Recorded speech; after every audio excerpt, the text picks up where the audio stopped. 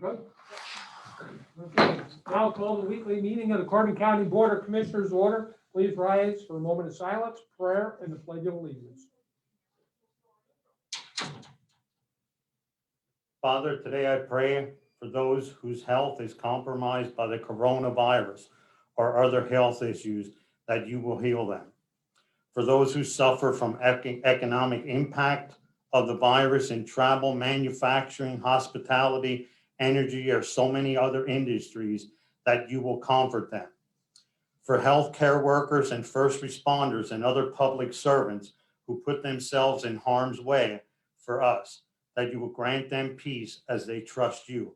Rest in God as the day unfolds. Amen. I pledge allegiance to the flag of the United States of America and to the republic for which it stands, one nation, under God, indivisible, with liberty and justice for all.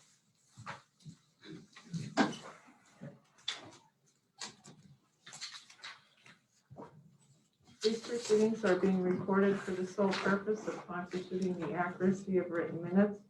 Tapes are reused, eliminating recorded records of these proceedings. Approval of the minutes of the previous meeting held February 18th, 2021. So moved. Second.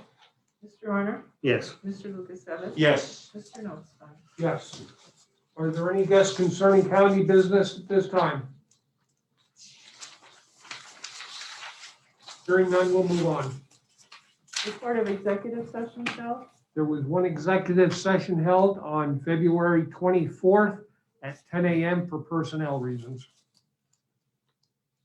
Department reports. The budget transfers 2020 and 2021. Move to approve. Second. Mr. Honor? Yes. Mr. Lukasevich? Yes. Mr. Notstein? Yes. There were no supplemental appropriations. Expenditures. Approval of check numbers 219023 through 219148 for expenditures to the general fund clearing account totaling $541,845.85. So moved. Second. Mr. Honor? Yes. Mr. Lukasevich? Yes. Mr. Notstein? Yes. The treasurer's report. Move to approve. Second. Mr. Honor? Yes. Mr. Lukasevich? Yes. Mr. Notstein? Yes. The personnel report. So moved. Second. Mr. Honor? Yes. Mr. Lukasevich? Yes. Mr. Notstein? Yes. Correspondence was received as listed. Copies will be made available to the press upon request.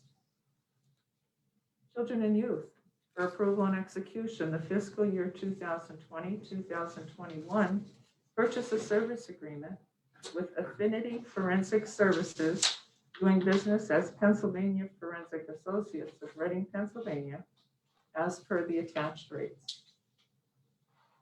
Move to approve. Second. Mr. Honor? Yes. Mr. Lukasevich? Yes. Mr. Notstein? Yes. Vehicle fleet financing for ratification. A proposal submitted by Enterprise Fleet Management of Harrisburg, Pennsylvania, for one additional vehicle under the Vehicle Fleet Financing and Maintenance Master Open-End Equity Lease Agreement, approved April 27, 2017, agenda item number 17-159. The vehicle and monthly cost are as follows for a term of 60 months. One Chevy Equinox with cage at $514.01 per month.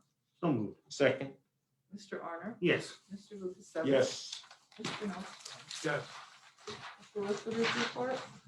Thank you, Children and Youth, for approval and execution of consulting service agreement with George Covery to provide professional services to the Carbon County Children and Youth Services Agency at a cost of $125 an hour. Travel plus expenses at $75 per hour. Move to approve and execute. Second. Mr. Arner? Yes. Mr. Lukasevich? Yes. Mr. Notstein? Yes. Nothing further. Any further business? Okay, under further business, I would entertain a motion for a proclamation for 4-H week, March 14th through the 20th, 2021. Second. Mr. Arner? Yes. Mr. Lukasevich? Yes. Mr. Notstein? Yes. I will move to execute the proposed agreement between the County of Carbon and the Carbon County Council of Governments to place its asphalt zipper and street sweeper identified in the agreement under the county's insurance policy. I'll second that. Mr. Honor? Yes. Mr. Lukasevich? Yes. Mr. Notstein? Yes. Commissioners report. Mr. Honor? The only thing that I have, our election director sent us this memo that came out from the Department of State. And it basically gives like things on the rules and regulations or what are for this upcoming primary election. But one of the things that's really very important that people should know is that everyone is going to get a ballot that pertains to the referendums. They won't get the candidates, but they will get, there's going to be 2 ballots that are going out to the affiliated parties, but the non-affiliated parties will get the one with the referendum. So if everybody gets a ballot in the mail, it's not a mistake. Non-affiliated will get a ballot to vote on the referendums. And I can send this to the media or, whatever, if they need it, if they want to do something with it. But that's the most important thing for the elections in spring. We'll send that to the media. Yeah. Maybe put them in our webpage as well under Correct. the elections.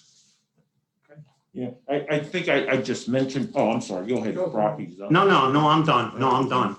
That was the end. I just said, we say unaffiliated or non-affiliated, Yeah. and in the primary, we're really talking to those who aren't registered under the 2 primary parties, Correct. who normally wouldn't have the opportunity to vote. But because of these 3 amendments that are on the ballot, they'll be receiving exactly what Commissioner Arner expressed there. Probably one item. The county was informed within the past week that we are expected to be allocated approximately $4.22 million for the emergency rental assistance program. It would be our expectation at this time to contract again with Catholic charities of the Allentown Diocese to manage or execute the program on behalf of the county. And this program, ERAP, it's going to provide up to 12 months of rental and utility assistance, either 12 months going forward, or you can actually go back as far as 13 March 2020 for arrears in regards to rent and utilities. That's all I have. Mr. Notstein? I don't think I have any further business. Yeah, I did want to mention what we're doing with the COG here. Yeah. And this was the real purpose of forming the Council of Governments a few years ago, so that we could work together to save money on, things of this nature, the purchase of equipment, which the street sweeper was purchased through grants.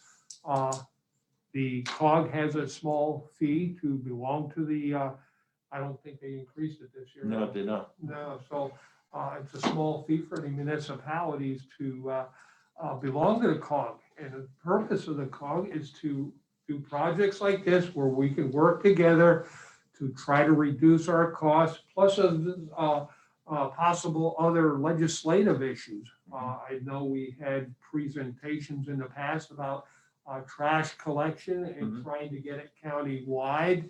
That's a difficult task, but I think it's something that, could be accomplished. And the difficulty in getting that accomplished is the fact that we have so many different contracts ending at different times. And we'd have to coordinate pick a date that affected this date, when the existing contracts might be ending, that we could work together to make it a lot easier for all the municipalities. I understand we have one new member coming in that didn't belong before. We lost 1 or 2, but we still have, I think, about 17 or 18 out of the 24 municipalities. That's including the county, though.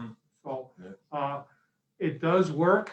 A lot of people put a lot of time in there with the policies and articles of incorporation, and they do meet monthly. Right now, it's still by Zoom, but hopefully they'll get back into the in-person meetings soon. So I just wanted to expand on that a little bit, why we're doing it. It's to save them money, and not only them, but we contract out. If they want to use the street sweeper, borough does a contract, Mhm. they pay a fee, and we're looking to be able to reduce that fee for the daily use because the county can put it under their policy and save a tremendous amount of funding for insurance. So that's all I have for today. Okay, any further, anything else? No? Okay. Hearing none, meeting adjourned. Light agenda today. I can promise you, it won't be that short the next 2 or Yeah. 3 meetings. So, let's see, Dominic. All right. Hello, gentlemen. How we doing, ladies? Real quick, I tuned in halfway through the meeting. Did we discuss the prison roof and how we're going to move forward with that? That would probably, like, we're gonna get the information. In fact, I did send a request out, like there were 7 questions on it. So what they're gonna do, they're gonna give us the answer. I mean, it's like basic things like warranty, what the projected work could be, scope of work with different scenarios. But until we get that back, there's really not much a report on that, Dominic. I would say after the next prison board meeting, it'll probably be, there we should have all the information, what the cost will be, and a couple different options that we're gonna have to make a decision on what we want to do there. And that's pretty much all I have. And also with the real quick, Chris, relating to the email you sent us today regarding the mail-in ballots. I was on the Carbon County Democrats meeting Tuesday night, and they were saying that people were filling out both the form that opts them out of mail-in ballots and the form that opts them in. Is that something? I kid you not. That was an agenda item that people are doing that. So I didn't know if that was part of the email that you sent us. It was the guidance that Commissioner Arner was referring to in the fact that it's going to be a Department of State email that is going out to voters who have requested receiving the application to request annual ballots. Yeah. It does have some very specific instructions about once you receive the application, how you should return it or not return it based on your desire to vote absentee/mail-in or go to the polls. And I think people see a box there and they think they gotta check it. They should read what's alongside of the box before they check it. Yeah, that email and we'll post it on the website and Facebook page too. And we'd ask that the media read through it and extract the most pertinent information to help better inform the voters of any party or unaffiliated who might want to vote or not vote by mail-in or absentee. Yeah, That's all I have. Thank you, gentlemen. I'd just like to add on that while we're talking about elections. I know next week is our elections meeting, our monthly meeting. But, no, I'm sorry, 2 weeks from now, yeah, we got 2 weeks. So many meetings, I don't know which is which. But anyway, the point, we keep getting these changes from Harrisburg, from the Department of State. And there's so many mailings going out, and the electors they're getting confused by all the mail-ins. Previously, one of our biggest issues that we had in fall in particular with people that signed or checked off the box to automatically receive their ballots, and they didn't understand or remember doing that. And we have those on file. And well, I never checked that box or anything. Well, yeah, here's your paper that you did. So all these things were sent out to multiple mailings that were coming from, I don't even know who was mailing out some of those registrations for the mail-in ballots, et cetera. And it looked almost like it was coming from the county. Information was on that application that was wrong.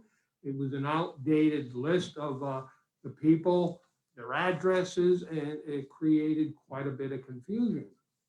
Any changes going forth now, the closer we get to the election, we can't tolerate this constant changing of directions coming from the Department of State. Let's get this, sit down and get this straightened out. There's a couple little issues, and I talked about it a little bit before with some of the CCAP priorities and waiting to the last minute to mail out these ballots and everything because of the mail system and everything else. It just creates more headaches and hardships on all the counties. So I think we all agree that we have to do a better job of educating people, educating the voters. And we know how difficult that can be because not all people have maybe the same cable company or get the newspapers, et cetera. So it's very challenging to just educate all the voters and keep them up to date with the changes. Because when things change, it just confuses things even more. Well, this week alone, we were just notified there was a change to envelopes, which we had just purchased in large quantity. And I understand when I was up at the elections office, we had our part-timers having to undo prepared envelopes based upon the changes that came down within this last week. And again, we're going to have to repurchase new envelopes and potentially secrecy envelopes. Yeah, and that's, I don't know how many, I think it's in the thousands. Yep. It's in the thousands of envelopes that we've had printed already. Yep. Now they're changing the ball game again, the rules, and now we have to go out and purchase more. And that comes back to you, the taxpayers, and it's a hardship on us as well, and making things more difficult in the election office. It's more work and it's just, something's got to be done. They got to get together in Harrisburg with the election directors, the county commissioners, and hey, let's get this straightened out. Take the politics out, get it squared away. You're doing nothing but hurting all parties. If only it was that easy. Thank you, gentlemen. Yeah, okay. Kelly.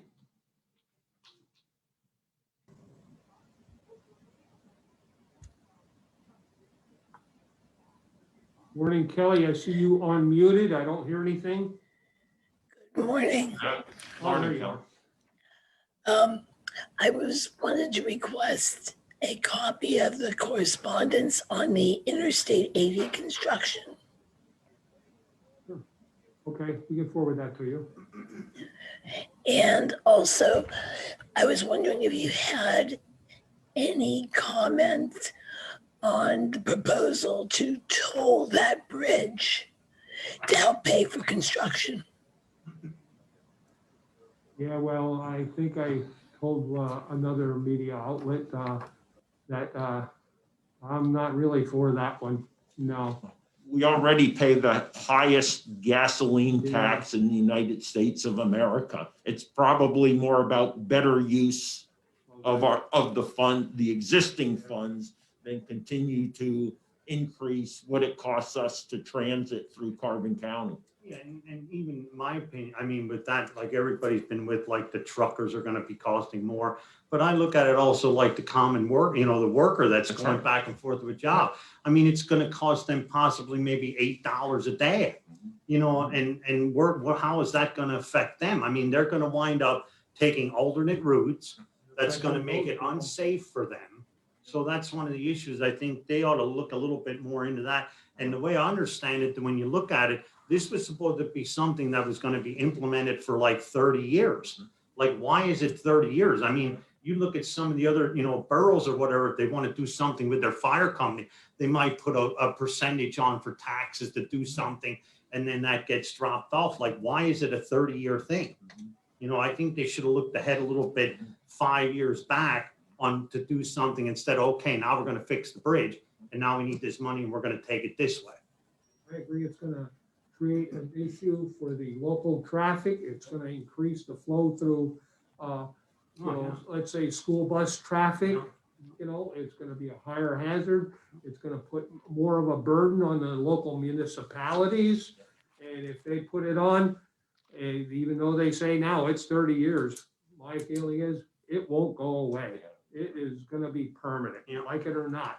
And to have it that many, you know, at least two of them within how many miles of each other on one interstate?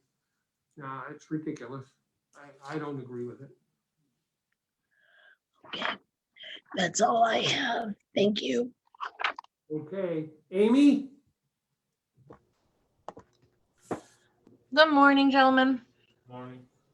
With regards to the 4.22 million that you're going to be get for the rental assistance program, when will that resume? The allocation should come to the county sometime in March, and Catholic Charities, who we've been in discussion with, would expect funds to start being dispersed to eligible applicants in the beginning of April. That's tentative based on, projections at this time. Okay, and it's going to be handled the same way as it was the last time? Well, it's Department of Human Services manages this program in lieu of the Pennsylvania Housing Finance Agency. So we're kind of having to reinvent the wheel because a new entity at the state level is running it. But again, Catholic Charities, who has also been working with Lehigh County, has a process in place that they're going to modify to efficiently and effectively manage the program and get it out as quickly as possible. Okay, that is all I have. Thank you very much. Okay, thank you. Any other news media questions? Okay, hearing none, meeting, we'll see you next week. I just request that the same thing Kelly I asked a copy for, if I could get that sent to me as well. Sure. Anyone else, Amy, or anything? Yes, please. Sure, okay. All right, Rocky, I'll see you at your house for lunch. Take care, everyone. Yeah, right.